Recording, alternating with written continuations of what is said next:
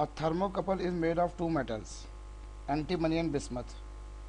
और कपल जो है उसके एक एंड को हमने हॉट और दूसरे एंड को कोल्ड किया, तो इलेक्ट्रिक करंट के बारे में हमसे पूछा है कि क्या होगा।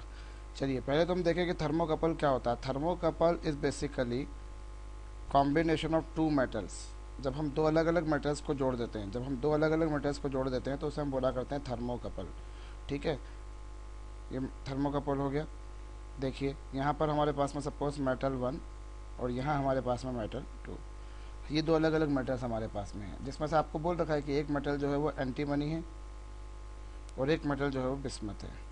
ठीक है, और इसके दोनों जंक्शन जो हैं, जिन पॉइंट्स पर आप इन दोनों को जोड़ते हो उसे आप बोला करते हो जंक्शन। इसमें से एक जंक्शन को आपने क्या किया है हॉट और एक जंक्शन को आपने क्या किया है कोल्ड। अब आपने जब इन दोनों को जोड़ दिया, एक एंड था एंटीमनी एक एंड था बिस्मथ, और दोनों को आपने जोड़ दिया इस तरीके से।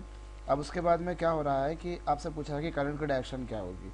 आपको पता हो यदि सीबैक सीरीज जो होती है, सीबैक सीरीज, सीबैक सीरीज को याद करने का एक सिंपल सा तरीका ये होता है कि हम उसमें बोला करते हैं ए बी सी।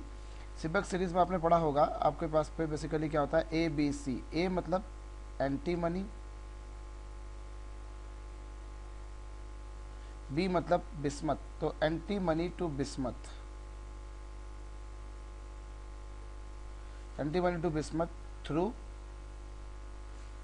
सी मतलब कोल्ड जंक्शन।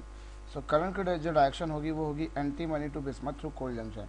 सो करंट क्या आएगा ultimately antimony to bismuth through cold junction. क्या इसमें हमें दे रखा है, देखिए कोई ऑप्शन दे रखा है, it is given that flow from antimony to bismuth at the cold junction. So current की डायरेक्शन होगी एंटी मनी से बिस्मथ थ्रू कोल्ड जंक्शन।